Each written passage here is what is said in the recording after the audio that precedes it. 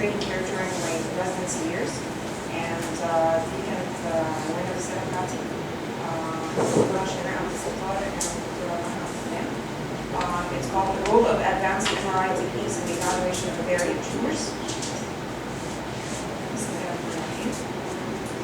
Here's what you quickly need to know about regarding the clinical ovarian tumors. Basically, ovarian tumors happen to be the second most common gynecological malignancy, accounting for more death than all the gynecological cancers put together. And if we talk about the type of patient, it's basically any female within the 30 to 60 years range, with a median age at diagnosis of 62 generally, and amazingly 50 to 69 in Egyptian females. Regarding risk factors, it's basically the lower parity, the late menopause, early menarche, obesity, and oral contraceptive pills reduce risk. When we talk about the clinical picture, the trick about ovarian tumors is that basically early on it's asymptomatic, so it goes unnoticed, and then later on it's pressure symptoms and mechanical compression. There's a 5-year survival rate of 90%, which is reduced to less than 30% in diagnosed data. Radio-wise is used in investigations, and that's basically the transvaginal ultrasound as a first parameter, and then followed by CT, but more importantly, MR. Treatment is basically surgically staged with laparotomy and fecal classification. And this is just a quick reference of the fecal classification of the staging. If we talk about the MR anatomy of ovarian tumors, basically on T1, it is an ovary appears to be a homogeneous low-medium signal intensity, very similar to the myometrium. And on T2, it's hyper-intense follicles appear. And of course, it enhances ovarian tumor on gadolinium administration. These are the images. These are the images of the T1, the first one, and the second one is of the T2. And this is another coronal section. Usually when we talk about the MR anatomy, it's important to use axial cuts or coronal cuts or a combination of both. That's one of the most important anatomy aspects that you're going to be looking at. Pathology of the ovarian tumors. Basically, if we dissect an ovary, we have the surface cells, and we have the surface cells, the pink line, okay, which makes the epithelial surface tumors, accounting for 80% of it. And then there's the germinal follicle, and this accounts for the germ cell tumors, accounting for about 10 to 15%. And then there's the stroma that makes up 5 to 10%. So pathology-wise, again, the surface epithelial tumors are a lot: serous, mucinous, endometrioid, clear cell, transitional cell, and undifferentiated cancers, sex-cord stromal cells, again, and then the germ cell tumors. Accounting for number 1, of course, is the surface epithelial, and then the germ cell tumors, 10 to 15, with the sex cord. The last place is 5 to 10%. We have other tumors that are not specific to the ovary, like the lymphoma, the leukemia, the sarcoma, and other pylorys. And of course, there's the metastatic with the commonly known gastric Kuppenberg's, colon cancer, pancreatic, breast, and lungs. So about the MR technique. What is basically the imaging role in the case of MRI in ovaries? It is basically one thing.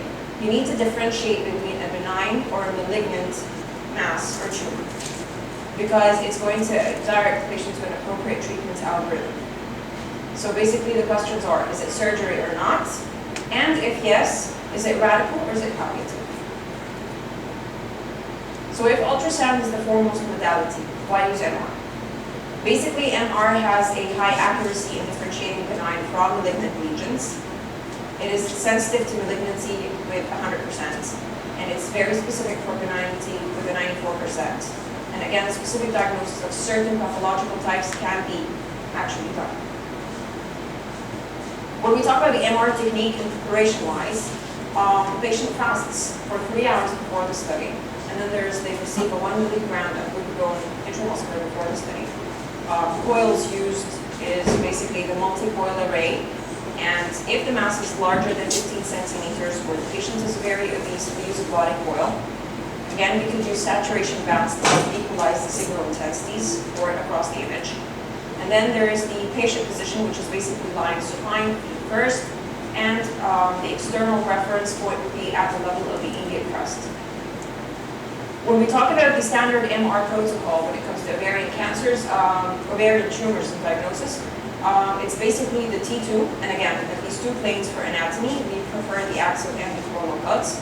And then there's the T1, the fat-saturated T1. If you need a T2, that could be added as well. And a post-contrast T1 fat-saturated. The red section, the red markings, which is the diffusion and the ADC values, the MR spectroscopy, and the dynamic contrast-enhanced MRI technique, these are the additional or the advanced MRI techniques that I'm going to display in action.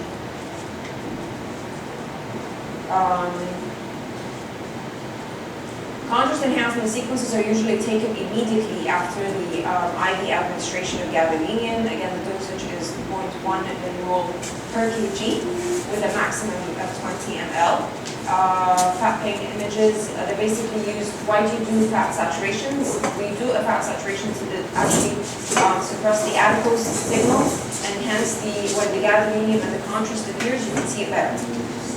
And it's usually used in routine as a routine cuts. So since our main target is basically to differentiate malignant from benign, what are the MR imaging criteria for malignant tumors? Number one, a solid mass or a large solid complex, wall thickness of above 3 millimeters, septal thickness above 3 millimeters for vegetations or nodularity, and necrosis. These are the basic things when it comes to the ovary. Other things include involvement of the pelvic organs or the side walls, peritoneal, mesenteric, and mental diseases, or extension, ascites, adenopathy. With all these criteria put together, the sensitivity for malignancy is 91 to 100%, and specificity is 91 to 92%. Now we're going to concentrate more on the advanced techniques, which are basically three. The diffusion, and the ADC values, the MRS, and the dynamic contrast enhancement curves. What is diffusion imaging? The principle is basically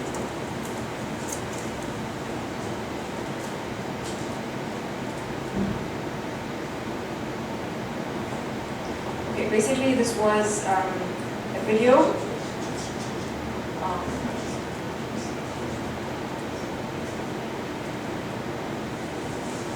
I guess we all know by now the diffusion-weighted principle, the Brownian motion of movement of water molecules. It basically reflects the cellularity of the tissue. If it's very highly cellular, it arises the option, it gives you an indication that it might actually be a malignant tissue, or it could be something very cellular like abscess or something like that.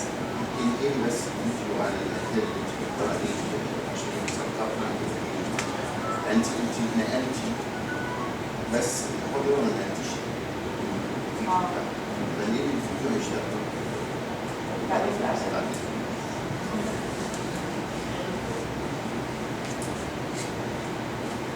Okay, so basically diffusion-weighted imaging and the ADC values calculation is a functional imaging tool when morphology fails to tell me something about the kind of tumor that I see or the kind of mass that I have in front of me. It has a unique ability in reflecting, again, tissue cellularity and the integrity of the cell membrane. There are certain parameters. Basically, when you take a diffusion-weighted imaging for the younger people, we basically take three values. There's the V0, and then there's the V500 and the V1000. And these are the parameters. This is physics really. And the reason I mentioned the V values are because a V0 value is actually a T2 weighted image. And a V500 will be your diffusion-weighted imaging.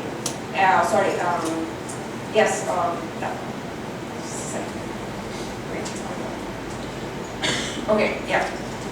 V0s are basically T2 in the plane form, okay? And then the high, which is the V1000, is the diffusion-weighted imaging, and we use a combination of the V0 and the V500 to calculate the ADC values. So it's something that we use as a parameter. more than actually see.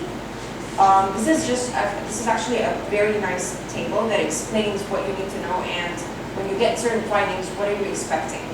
So basically, if it's a high T2 and it's a high diffusion weighted imaging with a low ADC value, then you're thinking in terms of something as highly cellular. That could either be a tumor or it could be something as an abscess. So there's a trick. It could be something benign as an abscess, but it mostly might be a highly cellular tumor. And if it's a hyper intense on T2, hyper on diffusion, hyper and ADC as well, then that's the case of a T2 shine through. Usually, basically, that are proteinaceous fluids. If it's low on T2, low on diffusion weighted imaging, as well as on ADCs, then it's basically nothing to be afraid of. It's a fibrous tissue scar or something with a lot of fibers. There are no cells, vital cells.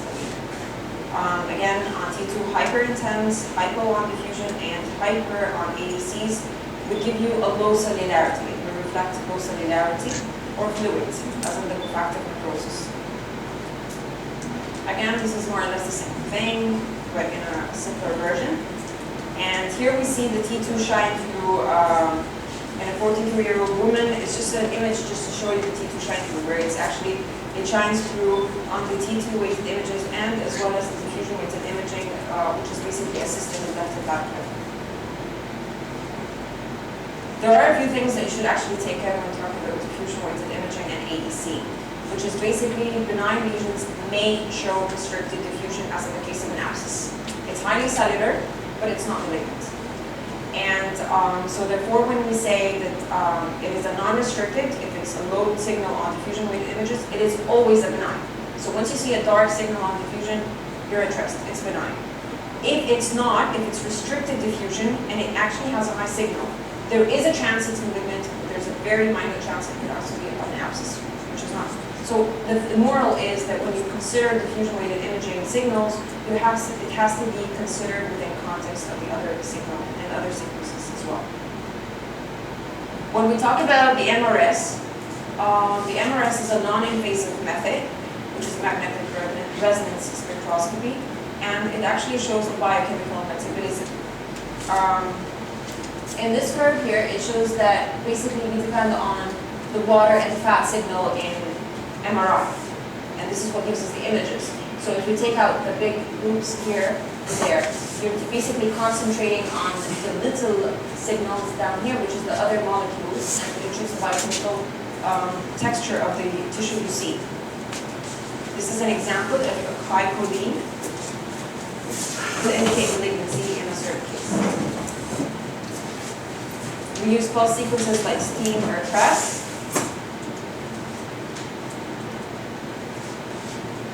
When we talk about the dynamic contrast and enhanced MR, it is basically, it reflects the microvascular properties of the tissues that are interrogated.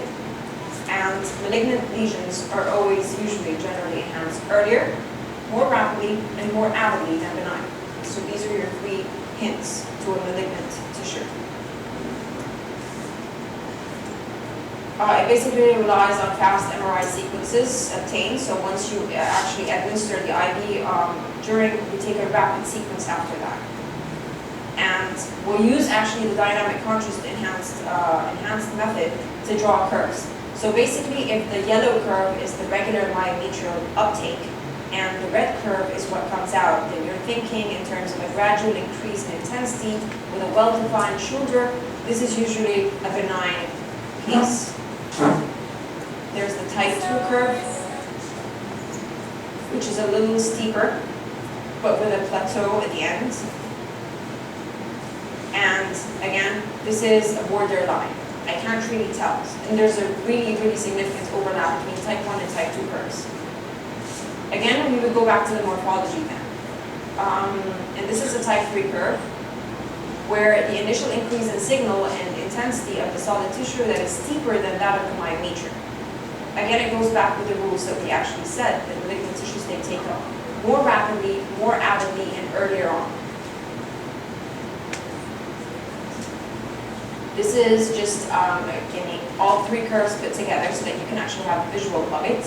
And it says that there's a significant overlap between type 1 and type 2 curves in general cases, in regular times. And that's when you go back to the morphology and consider the other sequences in context. So what are the MRI findings? If these are the ovarian tumors with all their types. I'm not going to go through them one by one. I just want you to point out that the trick about ovarian tumors is that there are a lot, and whatever their source is, there is no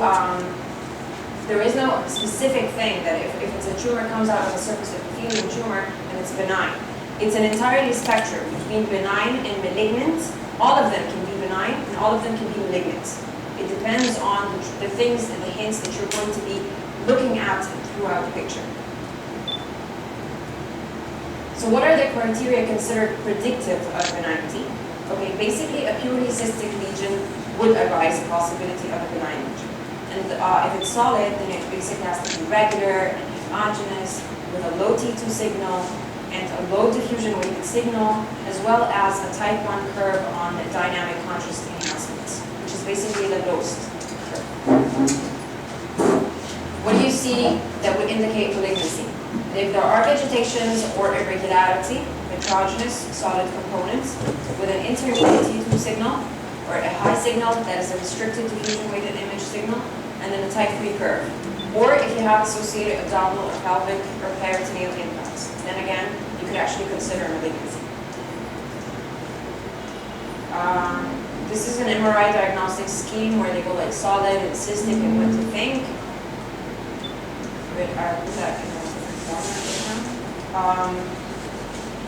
And here are examples of certain things, certain clues that you actually can hint out the type of pathological type of a tumor.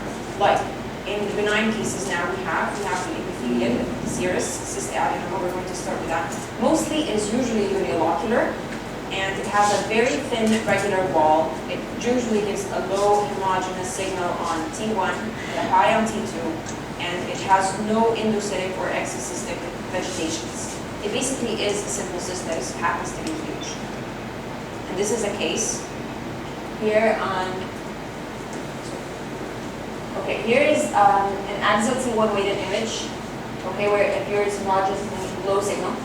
And here on a T2 weighted image where it appears as a high signal. And again, we can see the fact that it is unilocular. Most cases, of course. The other example would be the mucinous cystic adenoma.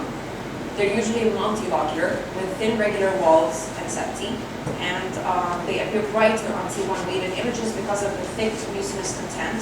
And the loculi of the tumors often show various signal intensities on both T1 and T2. That's what we call the steam class appearance.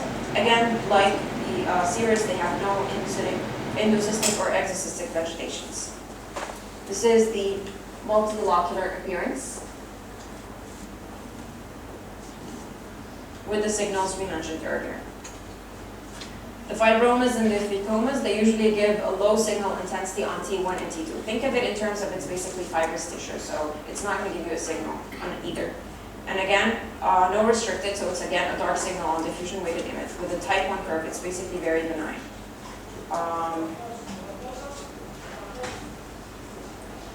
This is an example of a fibrothecoma, complicated with torsion here of the ovary between it and the uterus in a 69-year-old female.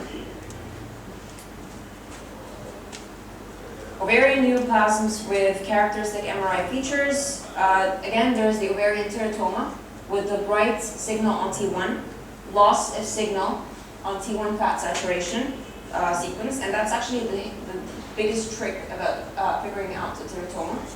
And then there's the plus or minus the chemical shift artifact on T2 weighted images. Here's an example of a dermoid cyst in a 16-year-old female with T1 and T2 weighted images. So again, I'm just recapping because this is basically what you need to take away home from this. What are malignant tumors criteria? The solid large mass, the wall thickness, and the septal thickness is above 3 millimeters, the necrosis, and of course involvement of extra ovarian involvement.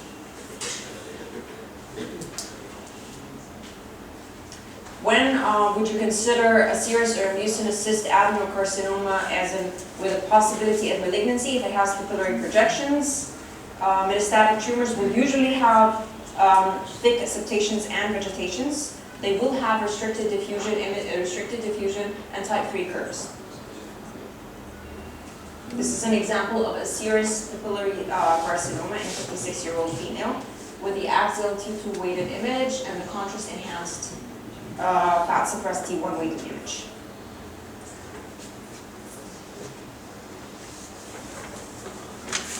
This is another example of a mucinous cyst adenocarcinoma in a 72-year-old female, again with axial T2 weighted image and contrast enhanced fat suppressed images. And this was its curve. This is the restricted diffusion. Actually, it's not really apparent here, but and this is the type 3 curve that it showed. Borderline neoplasms, they will be morphologically very similar to the malignant category, and it will show restricted diffusion. That's why they're called borderline. And when it comes to the curves, they would actually give a type 1 or a type 2 curve. These are MRS cases of benign and malignant ovarian tumors. The first one would be a cyst adenocarcinoma, and here, as in a cyst adenoma, we see the lactate duplet. Now, what are the take-home messages? Basically, the goal is to differentiate between benign and malignant ovarian tumors, rather than differentiating or telling the histological type. The histological type is not really your area. Morphological characterization is always the first step before you take the other clues from the diffusion and so on. And when it comes to dynamic contrast enhanced MRI, they will confidentially differentiate between benign and malignant if there is a clear cut, if it's a type 1 and then if it's a type 3 curve. But there's a significant, please remember that there's a significant overlap between the type 1 and type 2 curves. And then, if that happens, you go back to the morphology. Summary and conclusion. Ovarian carcinoma is an insidious disease, and patients often present with advanced extrapelvic stage of the disease because it usually, early on, it's asymptomatic, and it remains as the deadliest form of gynecological malignancy. That's why it's important. Primary goal imaging is, again, to differentiate malignant from benign lesions, to direct the patient to the appropriate treatment algorithm. In summary, MRS is a non-invasive metabolic information. That's what it reflects. Diffusion is a functional imaging tool. When the morphology limits my chances, and contrast-enhanced MRI, of course, help accurately distinguish between benign, borderline, and invasive ovarian tumors. In conclusion, the improved accuracy of diffusion-weighted image and other advanced techniques in preoperative staging of ovarian cancer justifies the use of these modalities in selected cases until prospective studies determine a cost-effective strategy. They're not really cost-effective yet, so they're used under trials, and they're not the basic usage. Until these biomarkers and approaches are validated as independent predictors of clinical response, the role will be principally confined to clinical trials and accelerating drug development. Thank you.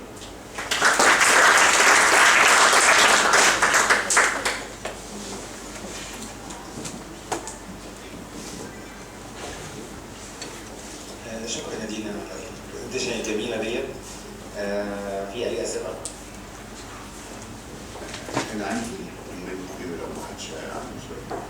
والحقيقه الاوفيريان كارسينوما يعني سايلنت كيلر.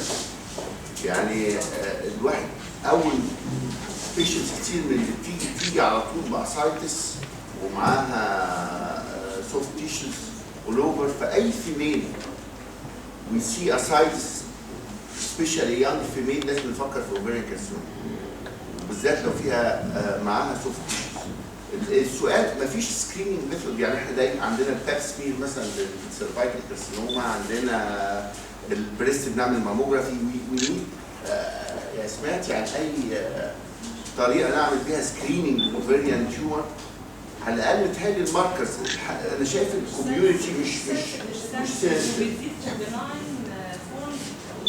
انا شايف الكوميونتي مش اورينتد قوي، مع ان انا بشوف عدد عدد كبير جدا من البيشنتس بيجوا كلهم ادفانسد. يعني اومنتال كيك على سوفت تيشوز على اسايتس في كل حته. نعم.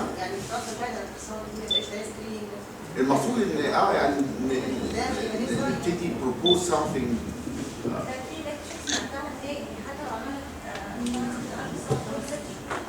ممكن الديزيز ديفلوب في النص في البيزنس 6 مانثs الاولى يبقى فيتال او انتي لو بتعمل يعني بس هو another take home message اي ascites in a female we should think about ovarian carcinoma ويبقى suspicious بالذات لو مفيش obvious cause زي liver او اي other disease causing ascites. يعني نفس المنظر ده بنشوفه في الجي اي تي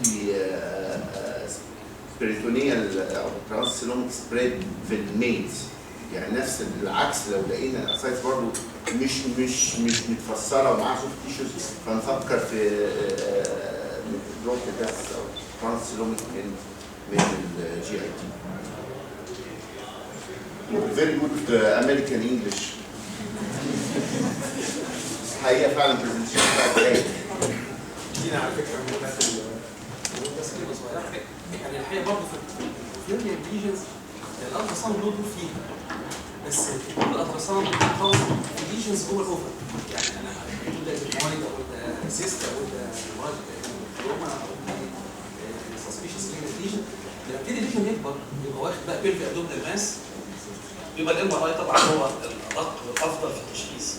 يبقى دور الالتراساوند ليميتد شويه فممكن اول الالتراساوند تستخدم مع الانفستيجيشنز كوسيله للايفالويشن السريع. يبقى البيشنتس بتعملها روتيني مثلا مره كل 6 شهور او مره كل سنه وتشيك اذا كان في ليجن زي ما بنعمل مثلا سكريننج للماموجرام ممكن نعمل البيلفيك التراساوند او ترانسفيرال التراساوند كسكريننج للبيلفيك اورجانز دي.